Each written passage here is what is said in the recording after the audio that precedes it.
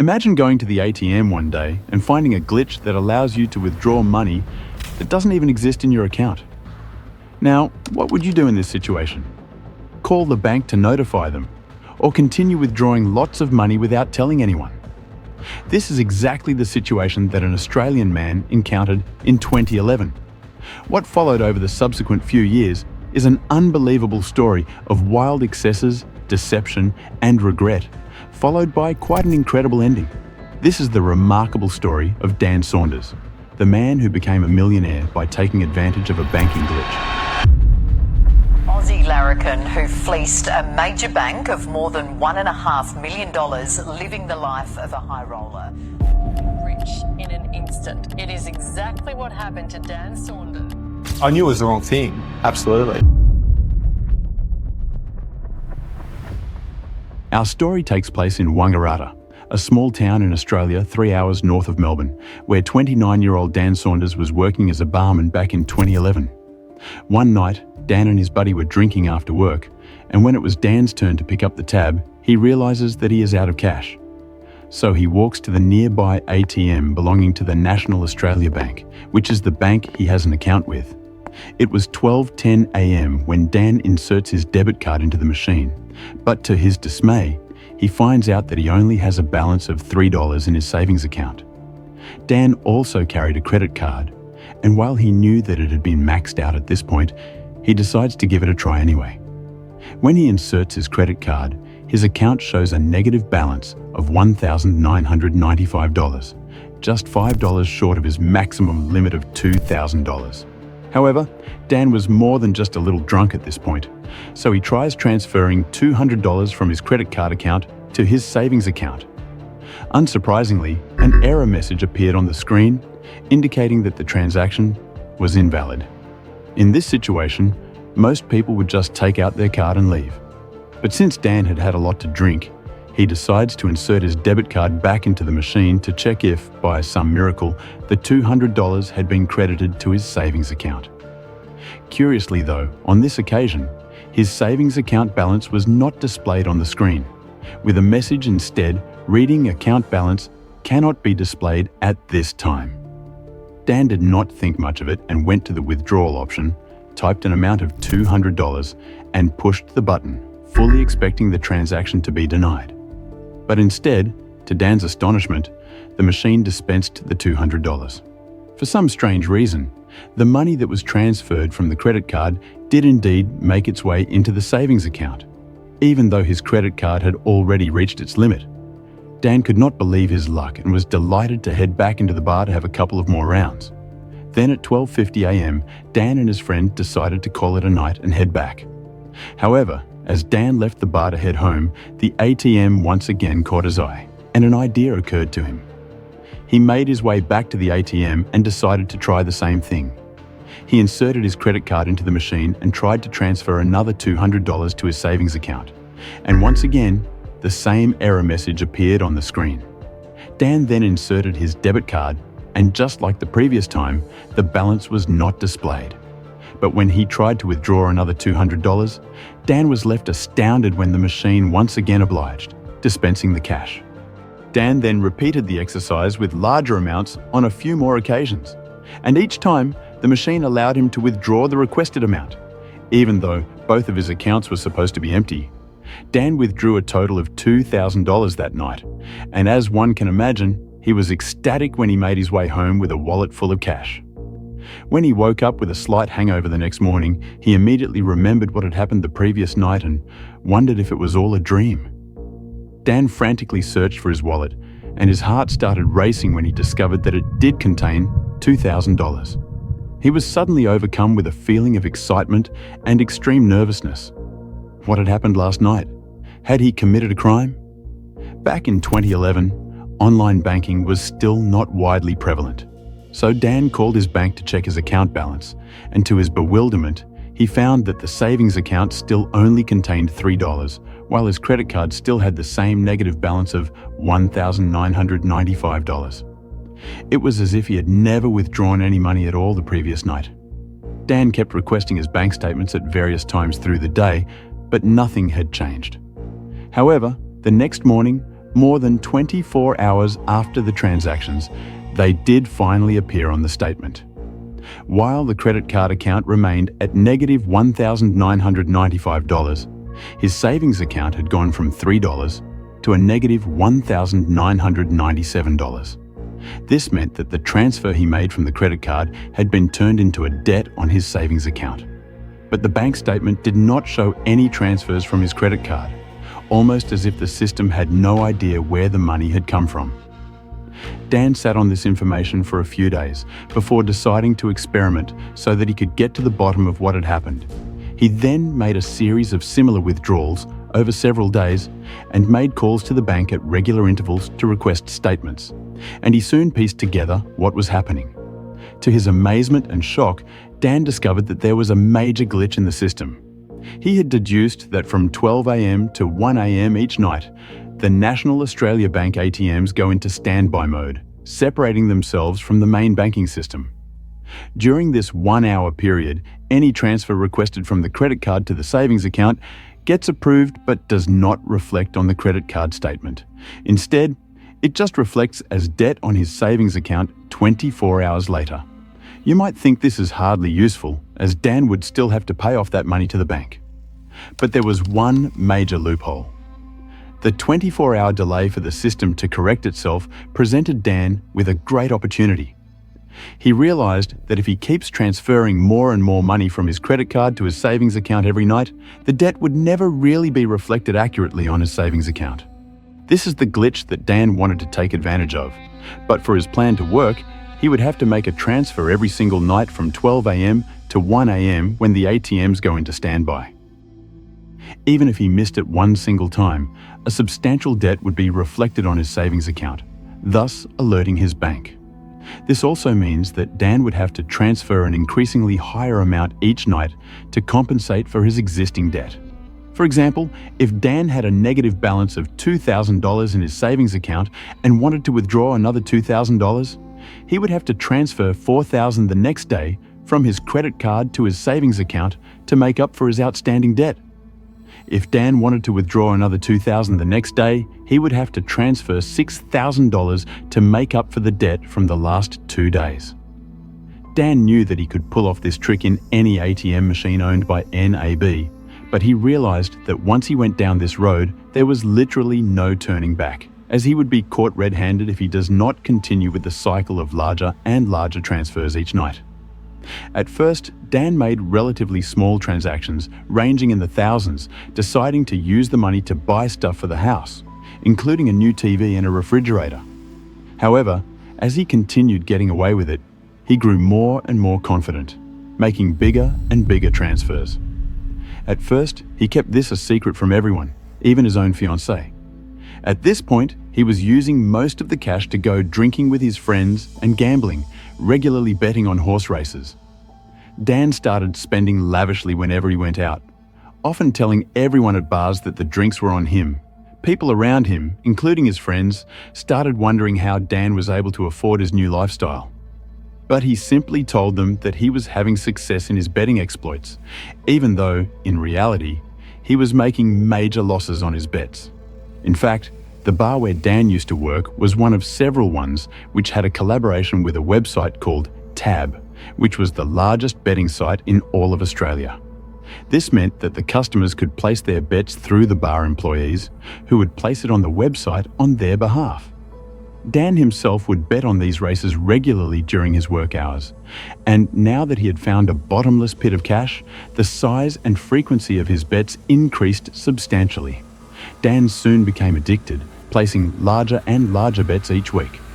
In fact, he bet such huge amounts that the betting company Tab contacted the bar owner one day to tell him that his employee was doing something illegal.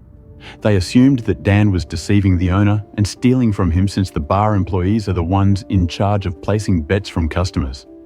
They suspected that while taking the bets from customers, Dan was not putting the corresponding amounts in the safe and was instead keeping it to himself.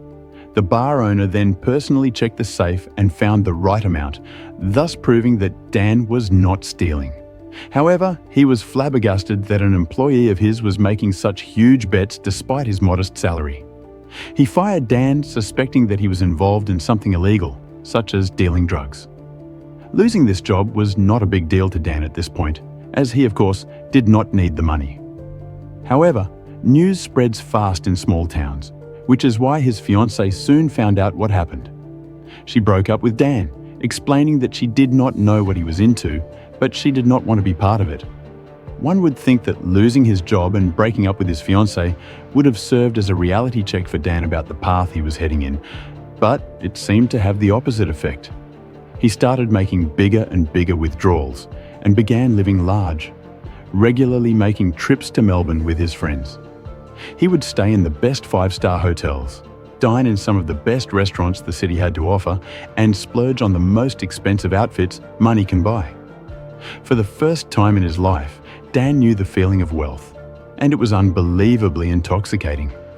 Of course, Dan had to come clean to a couple of his friends about what he was doing, but they certainly did not mind, as they too were getting a taste of the good life. Soon, Dan decided to permanently move to Melbourne, and some of his exploits in the city over the next few months became legendary. Dan would tip extraordinary amounts to every limousine driver or waiter he came across, and would regularly rent out whole floors in 5-star hotels or whole swimming pools for his crazy parties. Even while drinking in the most expensive places among uber-rich people, he would regularly pick up the tab for the whole bar. However, despite all the luxuries and comforts that had entered his life, he had to continue making the trip to the ATM every single night from 12 a.m. to 1 a.m.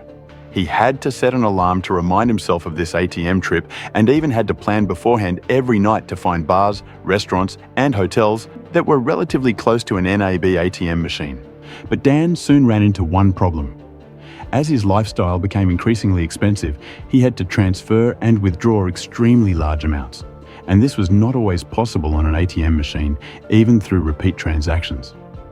Each machine only had a certain amount of cash on any given day, which is why Dan decided to do something really bold. He decided that he would go directly to the bank so that he can withdraw large sums. So, as usual, Dan made the transfer from his credit card to the savings account one night, and the next morning, he headed into a branch of the National Australia Bank. Dan's heart was racing as he knew that he was doing something illegal and that there was a chance he gets caught. Initially, he decided to start with a small amount, so he gave his ID to the bank teller and requested to withdraw $1,000 from his savings account. Dan faced a nervous wait as the bank teller peered into her computer screen to take a closer look at his account. We will continue with the story in just 5 seconds, but before that, we humbly request you to drop a like on the video if you're enjoying it, and subscribe to the channel if you want to watch more such mind-blowing content. Getting back to the story, as the bank teller peered into her computer screen, each second felt like an hour for Dan as he was closely scanning her facial expression to see what was going on in her head. She then glanced back up to a nervous-looking Dan before reaching out to get something from the inside. To Dan's relief, she then handed him the $1,000. He then asked her, trying to sound as casual as possible, "By the way, how much money is in the account?" The bank teller checked and said, "You have a balance of $537,027, sir." Dan calmly replied, "Thank you," and walked out of the bank with a beaming smile on his face. A few days later, Dan decided to push the envelope. He requested to withdraw a sum of $100,000 from the branch. However, this time, the bank teller asked him to wait and went inside to have a conversation with the manager. Dan's heart was now racing as the pair had a long discussion, occasionally looking in his direction. As the minutes ticked by, he became increasingly worried, and he even considered bolting out of the premises, worrying that he had been caught. Around 10 minutes later, the bank teller made her way out with her gaze fixed on Dan, and he felt a huge sense of relief when she handed him $100,000 in cash. The relief soon turned into ecstasy for Dan, who now knew that he could take this scam to the next level. After that day, Dan made several huge withdrawals directly from the bank, which meant that he was able to scale up his lifestyle even more. Over the next few months, Dan lived extremely lavishly, frequenting the most expensive bars in Melbourne with a group of his close friends, hiring helicopters to travel between places, and spending exorbitant amounts shopping for luxury goods. At this point, Dan would regularly hire penthouses for his parties, inviting anyone who matched his vibe. During these few months, Dan and his friends lived like rock stars, sparing no expenses as their lives revolved around alcohol, dancing, drugs, and girls. He once even hired a private jet for $90,000 to fly to an island near Bali in Indonesia and rented the entire island for 2 days, while trusting a friend back in Australia to do the midnight card transactions on his behalf. Dan was also quite generous with the money he had, not only helping his friends pay off their debts, but also handing big sums to complete strangers. He donated thousands of dollars to street guitarists and once even handed $40,000 to an elderly couple he met at a restaurant so that they can fulfill their dream of going on a nice vacation. On more than a few occasions, Dan booked a night stay at luxurious hotels for the homeless people he came across on the street. While some might admire Dan's generosity, cynics might point out that it is easy to be generous when one has a bottomless pit of cash, which one has not earned.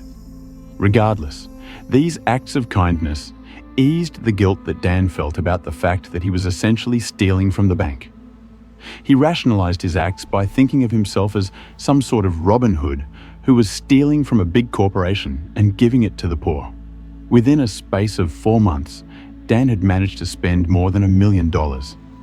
As the debt on his card continued to pile up with each day, Dan started to become increasingly nervous and paranoid.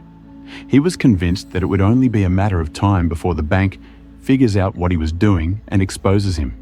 With the passage of time, Dan became frightful every single time his phone rang, wondering if he had finally been caught. He regularly had nightmares about being detained and would have panic attacks when people knocked on his hotel room door. Despite his lavish lifestyle, his mental health was starting to worsen as he was riddled with anxiety in each waking hour, knowing that his luxurious life could come crashing down at any second and that he might have to move from 5-star hotels to a 40-square-foot jail cell. It soon reached a point where Dan felt he could not live with the fear, anxiety, and guilt any longer, and that the only way for him to have any peace was to come clean. Dan resolved that he would make one final withdrawal to treat himself and his friends for one last time before stopping for good. And he did just that, having one final party with his friends and buying them whatever they wanted. In the end, the total amount he had withdrawn from the bank reached over $1,600,000. Then, for the first time in 4 months, Dan decided not to go to the ATM between 12 a.m. and 1 a.m. And predictably, the next day, his savings account showed a negative balance of a whopping $1.6 million. Dan knew that his trick would have now come to the bank's attention, and that he was going to face the consequences very soon. He remained in a hotel in Melbourne, waiting for the dreaded phone call or a police raid at any minute. He had a cash amount of $80,000, which he had placed in the hotel room's bathtub. He then heard his phone ring, and he picked up the call knowing exactly what was coming. Based on the reported transcripts of the call, here is a recreation of the conversation between Dan and the bank official. Mr. Dan Saunders, Yes. we have noticed some strange activities in your account. Can you explain what is happening? I don't know. You tell me. We are investigating the matter at the moment. We will get back to you. If we find that you have done something wrong, we will be reporting it to the police. We warn you not to avoid us or try to escape us. Okay. Dan then continued to wait for the inevitable in the same hotel. He was playing through different scenarios in his head on what was going to happen to him. The hours soon turned into days, days into weeks, and before long, a month had passed and Dan had not heard anything from the bank. Unable to deal with the crippling anxiety and fear, he decided to call the bank himself. He requested to speak to a manager and explained the full situation, detailing exactly what he had been doing for the past few months. She told him to wait on the line. Dan was kept waiting for more than 20 minutes. During that time, many thoughts ran through his head. He was convinced that the information would have already been relayed to the police, expecting law enforcement to come barging through his hotel room door at any second. However, finally, Dan heard a response on the phone, but this time from a different bank manager named Bernie. Here is the recreated conversation that reportedly took place between Bernie and Dan. Mr. Saunders, you won't be able to withdraw any money from your account, and I think you know why. I don't want to take any money. I just want you to tell me what is going on. You've been a bad boy. I'm sorry. You are going to jail, Mr. Saunders. The matter has escalated to the police. They are now investigating it. You have ruined your life. After Bernie hung up the call, Dan was sure that he had no more than a few hours of freedom left, expecting to be arrested soon. He continued waiting in the hotel room for the inevitable, but again, days passed and nothing happened. The suspense was unbearable for Dan, who then decided to leave his hotel and move back to Wangaratta, where he waited and waited for a call from the police. But it just did not arrive. However, Dan was in constant communication with the bank during this time, and they would regularly call him to harass him and threaten him by repeating that he was going to end up in jail. But, to Dan's bafflement, the matter never escalated. More than 2 years had passed since he came clean, and law enforcement never got involved. Dan got tired of waiting and decided he would take matters into his own hands to elicit a response from the bank or the police.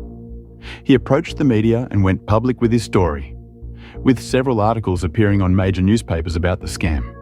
One of Australia's most popular news programs decided to do a documentary on his story, with Dan revealing every single detail in a week-long filming session. The documentary aired on television a few weeks later and was watched by millions of people across the country. While Dan was excited about his story finally coming out, he was in for a rude shock when he watched the documentary. At the end of the story, the show host said that there was an arrest warrant issued against Dan Saunders and that he is currently considered a fugitive. She added that anyone with information about his whereabouts should inform the police. Dan was left angered and dismayed by this. He could not believe that the news anchor had decided to completely fabricate information about him for no apparent reason. After all, it was he who approached the channel about the scam, and he had been open and honest about everything he had done. Dan had always been ready to surrender willingly if the police wanted him. But now, the whole of Australia, including his friends and family, thought that he was on the run from the law. Dan contacted one of the program's producers on the same night to ask them what was going on. During that conversation, the producer informed Dan that he could come to the television station on the subsequent Thursday if he wanted to get the photos and the shots that had been taken during the filming.